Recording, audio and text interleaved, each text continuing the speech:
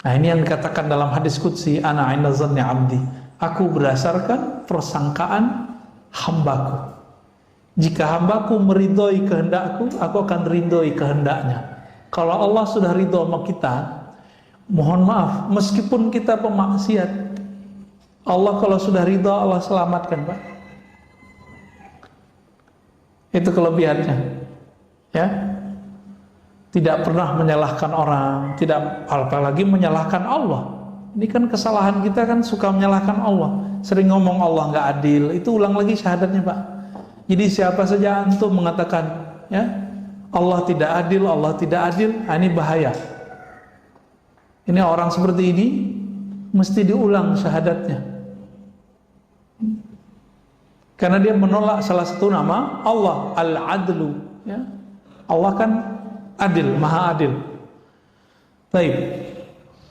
Kita coba lihat bagaimana ulama dulu mencoba melatih jiwanya. Ini nggak kuat, Pak. Saya nggak kuat ngikutin ini. Saya cerita aja ya. Imam Syarih Sakti 40 tahun menahan dirinya untuk tidak memakan atau mengkonsumsi sesuatu yang itu bersumber dari syahwatnya. 40 tahun, Pak. Percaya karomah nggak?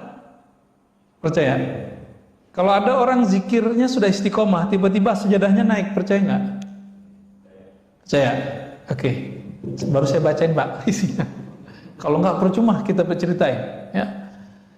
Wa ruwiya rajulun jalisan fil hawa. Diperlihatkan satu waktu ada seseorang yang soleh, ketika dia berzikir sajadahnya naik. Jadi cerita sajadah naik bukan cerita 1001 malam doang. Aladin itu emang ada Pak kejadiannya, cuma bukan pakai om jin, ya.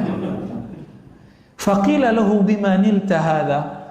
Wahai tuan yang soleh, dengan amalan apa engkau bisa mendapatkan derajat sehingga kalau zikir badanmu langsung naik? Apa jawaban beliau? Taraktul hawa fakhara lil hawa. Mirip ya, taraktul hawa. Aku tinggalkan keinginan hawa nafsu, hawa. Fasakhara lil hawa. Lalu Allah kemudian menundukkan hawa. Hawa itu udara. Bisa melambung kayak avatar. Avatar Eng ya. Tuh pada nonton ya. Sama aja sama bocah-bocah ya. Ya emang begitu kita, Pak. Kita terhibur dengan melihat yang sebenarnya imajinasi itu ada, ya. Dulu saya punya seorang guru. Guru saya ini tinggal di rumah mertuanya, nggak kelihatan kerja. Mertuanya marah, kesel sama dia, kayak jadi beban. Padahal banyak orang yang menghantarkan rezeki ke sana. Ada yang berobat, ada yang minta doa, ada yang minta ngaji. Ini guru saya nggak pernah ninggalin sholat duha, tidak pernah ninggalin tahajud. Setiap hari sholat tasbih. Ada yang setiap hari Pak sholat tasbih?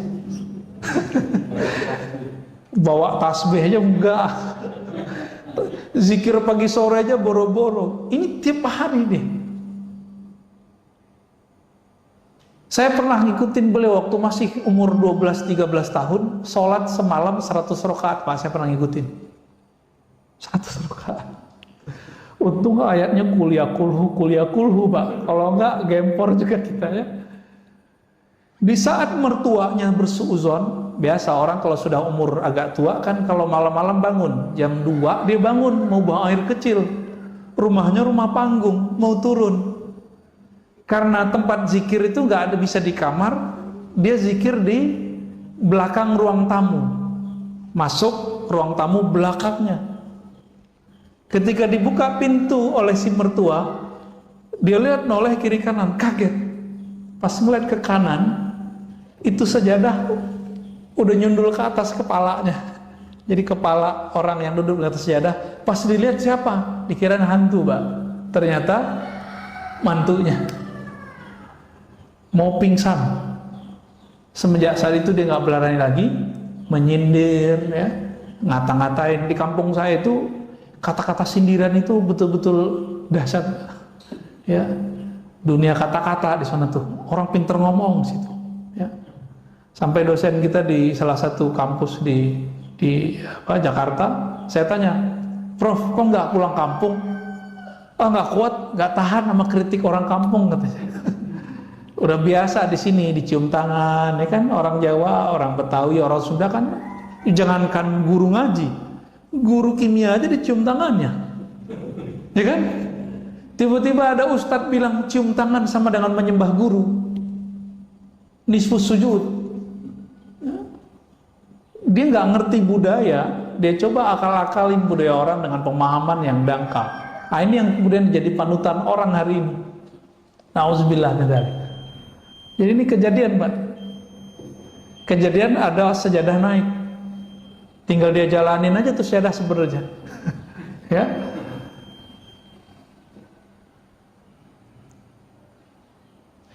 Jadi ibadah paling tinggi apa? Bukan banyak sholat, Pak. Apa ibadah paling tinggi? Zikir enggak juga. Ibadah paling tinggi melawan hawa nafsu. Itu ibadah paling tinggi. Kalau sudah sanggup sampai ke sana, maka ruhnya kemudian merdeka. Jadi bagaimana cara memerdekakan ruh? Lawan hawa nafsu kita. Itu ibadah badan, ibadah jiwa. Tapi ada ibadah lain, yaitu ibadah ruh. Kalau ruh, ibadah tertingginya apa? Bermakrifat kepada Allah, mengenal Allah Subhanahu wa ta'ala. Itulah sebabnya kenapa orang ngaji satu bab ilmu itu lebih afdol daripada sholat 1000 rakaat. Karena bisa jadi yang sholat 1000 rakaat tidak mengenal Allah, sedangkan yang ngaji cuma satu bab membuat dia mengenal Allah. Ini nanti syuruk nih. Antum yang belum paham juga pasti sholat syuruk duluan, gak mau dengerin ngaji, tinggalin aja. Nanti coba kita lihat aja, Pak. Udah jelas ini lebih afdol dari 1000 rakaat, masih kejar 2 rakaat syuruk. Katanya Ustadz, itu haji dan umrah sempurna. Lah itu kan hadis nggak sahih. Yang sahih kan ini. Itu hadis paling tinggi cuma hasan li ghairihi. Nggak sampai Pak sahih. Tapi kita doyan, kita ini mohon maaf, terobsesi mengejar pahala. Lupa bahwa pahala tertinggi itu ada di ruh. Ruh kita, karakternya cuma satu aja. Dia suka mencari ilmu. Bapak kalau nggak ada ruhnya bercahaya ini nggak akan berani duduk lama di masjid. Pasti takut corona. Ya gak? Tapi karena ruhnya itu kuat, kita dibentengi Allah, Pak, tenang aja. Allah bentengi. Orang kalau nggak takut corona, apa yang terjadi? Karena hobi dengan nafsnya, rame Pak mall. Malam tadi, saya kan belum sempat tidur kecuali di mobil nih tadi karena ada yang nganter pulang. Tahu-tahu udah nyampe aja di rumah. Jam 3:30 ya. Jam 2:30 kita jalan dari Jakarta Timur dekat Bekasi, nyampe di rumah 3:30. Ya, itu aja tidur aja tadi tuh 1 jam ya, 1 jam kurang malah. Ketika saya tidak mengikuti gerakan ruh, saya malas loh Pak kesini. Kenapa? Mendingan tidur. Ya. Saat kita jalan malam-malam itu, orang masih ramai Pak di luar. Nggak ada orang takut corona hari ini. Orang takut karena tidak keluar, dia tidak bahagia. Jadi kehendak nafs aja bisa mengalahkan takut corona. Masa kehendak ruh kalah? Tapi ya buktinya begitulah ya. Cuma ya masjid kita jangan penuh-penuh amat, ntar jadi ramai juga Pak. Udah begini-gini aja udah. Ya segitu-gitu udah cukup lah, alhamdulillah. Apa kata Imam Ibrahim Al-Khawas? Man taraka syahwatan falam yajid samarata tarkiha fi qalbihi fahuwa kadzib. Nah, orang yang mencoba meninggalkan salah satu kehendak nafsunya tapi tidak ada efek rasa manis di dalam jiwanya, berarti dia masih belum sungguh-sungguh. Fahuwa kazib. Contohnya nih, puasa, terasa lelah, terasa jadi beban, berarti puasanya belum sungguh-sungguh. Kapan puasa terasa nikmat? Kalau sudah sungguh-sungguh. Ini Allah kenapa Pak kasih kita amalan puasa? Karena kalau nggak dikasih puasa, satu teguk pertama waktu berbuka itu nggak akan pernah kita ingat. Jadi supaya kita menghargai satu teguk itu, Allah suruh kita berpuasa dari terbit fajar sampai terbenam matahari. Maka orang-orang yang sering menahan kehendak nafsnya, jiwanya itu, dia akan menikmati hidup di dunia meskipun dapatnya sedikit. Tapi orang yang mengikuti, menuruti semua keinginannya, mau dikasih berapa aja nggak akan puas. Ya.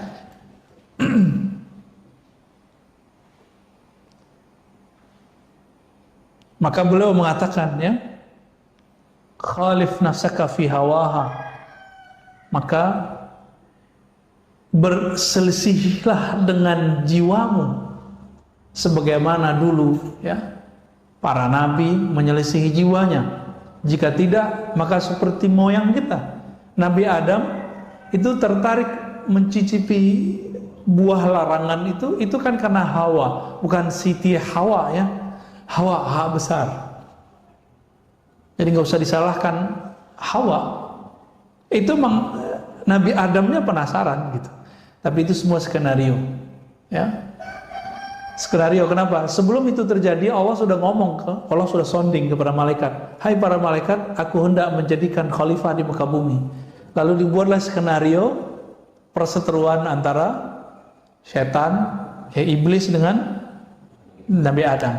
Jadi kita nggak perlu menyalahkan Nabi Adam seperti yang terjadi dalam agama-agama lain, ya. Nggak usah Pak, santai aja kita. Ya, kalau nggak begitu kita nggak akan tahu masjid hari ini.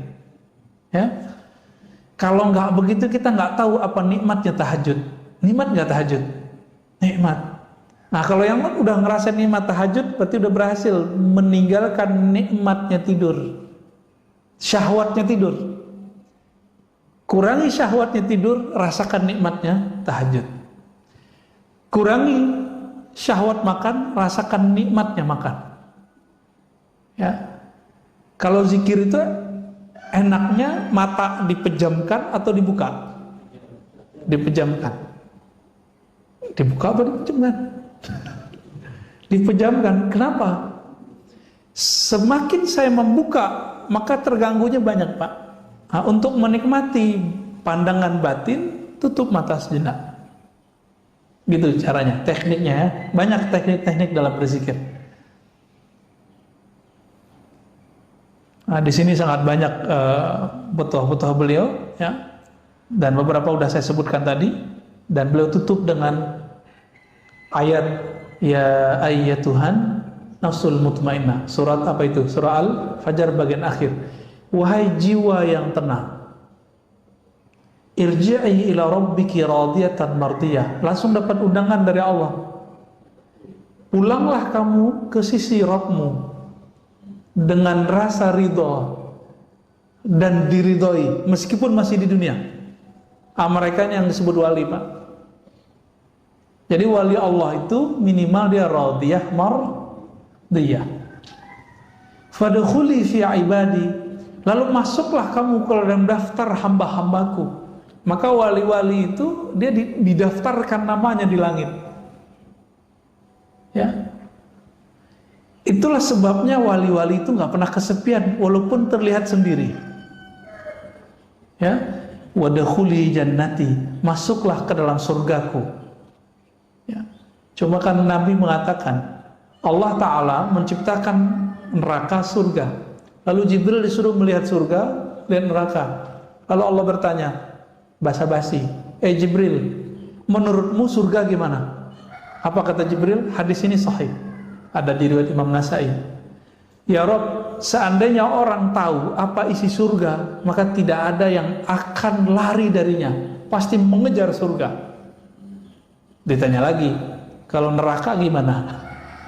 Maka pergi dia ngeliat neraka, balik, ya Rob, seandainya orang tahu isi neraka, maka tidak akan ada yang berani mendekatinya. Lalu Allah ciptakan pada surga dikelilingi dengan hal-hal yang tidak disukai oleh jiwa kita, nafsu kita, disebut makarih. Wa huffatil jannatu bil makarih. Maka surga Allah balut dengan hal-hal yang tidak disukai oleh hawa nafsu. Wa huffatin naru bisyahawat. Lalu Allah balut, Allah hiasi neraka itu dengan syahwat-syahwat, keinginan-keinginan rendahan. Lalu Allah tanya lagi Jibril, apa kata Jibril, ya Rabb, kalau begini balutan surga, mungkin gak ada yang sanggup memasukinya. Ngelihat langsung pergi. Dilihat lagi neraka, apa kata Jibril, ya Rabb, kalau begini gak akan ada yang selamat. Tuh bahaya gak Pak? Jadi kalau bukanlah karena rahmat Allah pada diri kita, kita gak selamat. Jadi walaupun kita sekarang taat atau apapun, jangan pernah merasa diri kita yang taat. Semuanya rahmat dari Allah. Bisa keluar dari maksiat itu karena rahmat bukan? Atau karena kita hebat? Saya yakin bukan karena kita hebat, Pak. Sehebat-hebat orang, sehebat-hebat Barsisa. Barsisa itu tadi sama. Itu zikir ngawang deh. Karena saking terkenalnya si Barsisa ini, maka datanglah banyak jamaah. Udah gak muat kata Barsisa, ente duduk di atas. Dulu belum ada lantai 2. Di atas itu maksudnya apa? Berlapis-lapis Pak, 1, 2, 3 sampai kemudian ke bagian yang tinggi. Apakah dia waliullah? Belum tentu. Kenapa? Karena dia merasa begitu, merasa taat dengan riyadhahnya, latihan-latihan dirinya, maka dia tidak jadi kekasih Allah. Kalau dia kekasih Allah, pasti Allah selamatkan ketika maksiat. Terjebak maksiat nggak Barsisa? Terjebak. Kita ini kan tidak ada yang terjamin nanti nggak maksiat, benar kan? Maka mintalah rahmat Allah. Maka Nabi berdoa, nih silakan diamalkan doa ini Pak. Allahumma rahamni bitarkil ma'asi. Ya Allah, rahmati aku, sayangi aku dengan meninggalkan maksiat. Setiap hari sekali aja baca doa ini. Allahumma irhamni bitarkil ma'asi. Kalau bukan karena rahmat Allah, kita nggak sanggup meninggalkan maksiat. Berarti bisa taat karena rahmat Allah juga. Inilah hakikat kalam Nabi. Tidaklah masuk surga seorang kamu kecuali dengan rahmat Allah. Ya. Alhamdulillah Rabbil Alamin. Kira-kira itu Bapak Surmakan Allah kajian kita. Ada yang mau didiskusikan?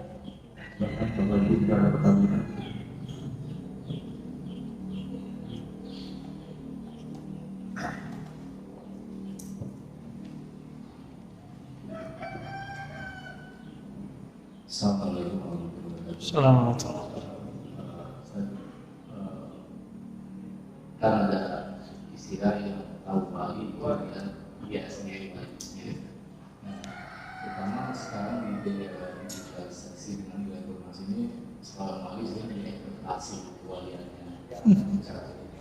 Itu yang seperti kedua, pendapat kita tentang apa bisa itu. Ya. Ini pertanyaannya berat ini ya. Wali tidak mengetahui kecuali wali. Ini kita bagi dulu Pak.